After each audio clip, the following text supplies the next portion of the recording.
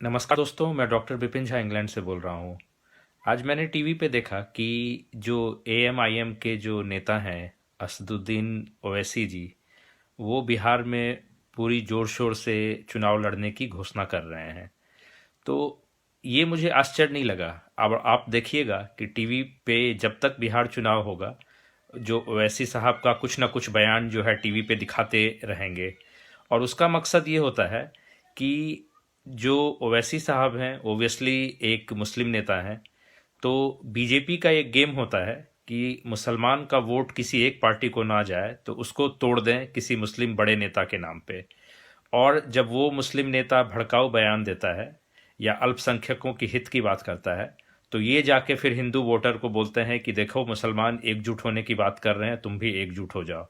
तो यानी फ़ायदा किसको होगा? भारतीय जनता पार्टी को। तो बिहार में ऐसा ही कुछ जो है सिचुएशन होने वाला है।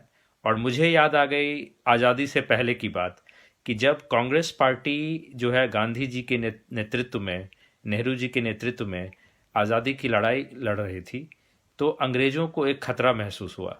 तो उन्होंने सबसे पहले जो है हिंदू महासभा निर्माण करवाया। बाद में जो है जिन्ना साहब को लेके उन्होंने एक मुस्लिम लीग की स्थापना कराई, ताकि कांग्रेस को कमज़ोर किया जाए। यानी जो पूरे लोग भारत के एक मंच के नीचे इकट्ठे थे, बिना किसी धर्म, जाति, अमीरी, गरीबी के भेदभाव के, तो उसको उन्होंने धर्म के नाम पे दो धड़ों में तोड़ दिया, यानी कांग्रेस पार्टी को कमज़ोर किया ताकि उनका काम बनता रहे। और ऐसे ही मैंने आरएसएस की भी इतिहास पढ़ी, तो उसके जो संस्थापक थे डॉक्टर हेडगेवार, वो एमबीबीएस डॉक्टर थे और एमएलए, कांग्रेस पार्टी के एमएलए थे वो। तो उनको भी जो है अंग्रेज़ों ने इस्तेमाल करके आरएसएस की स्थापना में लगा दिया। तो मकसद क्या था? मकसद था उस समय जो सत्ता में लोग थे वो अपना फ़ायदा।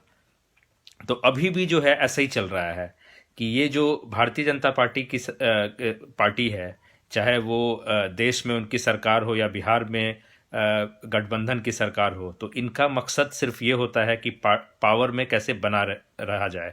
और आप देखेंगे कि कई छोटी छोटी पार्टियां, कई छोटे छोटे उम्मीदवार वो भी चुनाव लड़ेंगे और उनको लड़वाया जाएगा। उनको इन्हीं पार्टियों के द्वारा मदद की जाएगी कि भाई तुम चुनाव लड़ो, वोट काटो, क्योंकि हर एक सरकार को खतरा होता है कि कुछ नाराज़गी वाले वोट, यानी एंटी इनकम्बेंसी वोट जिसको बोलते हैं, वो विपक्ष पार्टी को ना चला जाए।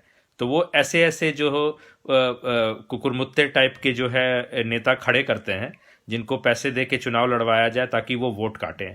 और कुछ लोग जो है जानबूझ के खड़े होते हैं कि 500,000 वोट अगर मेरे पास है, तो वो चुनाव से ठीक पहले किसी बड़ी पार्टी को अपना जो है वोट बैंक बेच देंगे और वो अपना नाम जो है वापस ले लेते हैं।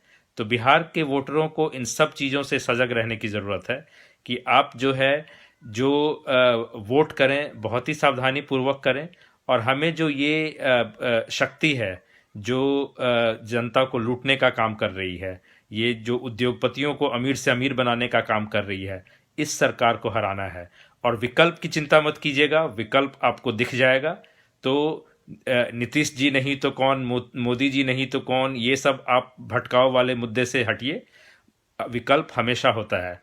आपको जानबूझ के विकल्प को बदनाम करके दिखाया जाता है कि विकल्प जो है नहीं है। और मैं आपको उदाहरण देता हूँ कि राहुल गांधी को पप्पू क्यों बनाया गया? वो इसलिए बनाया गया क्योंकि बीजेपी को पता है कि जब लोग जो है उनसे ऊब जाते हैं तो वो कांग्रेस पार्टी की तरफ देखती है, और कांग्रेस पार्टी फिर उसके बाद जो है खुद गांधी परिवार की ओर देखती है। तो अगर गांधी परिवार को अगर बदनाम कर दिया जाए, मोदी जी ने बड़ी चाल चली कि अगर राहुल गांधी को बदनाम कर दें तो कंपटीशन में कोई नहीं रहेगा। तो आप इन बातों को समझिए। जो ये आलू से सोना बनाने वाली बात जो है, राहुल गांधी ने मोदी जी के लिए कहा था, लेकिन इनकी आईटी सेल ने उस वीडियो को काट छांट करके आपको ये दिखाया कि राहुल गांधी बोल रहे हैं कि वो आलू से सोना बनाएंगे। तो ये मैंने आपको उदाहरण दिया है। तो बच के रहिए।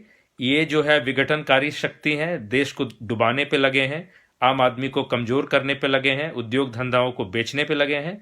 तो ऐसी सरकार की देश को ज़रूरत नहीं है। बस इतना ही मैसेज है। जय हिंद।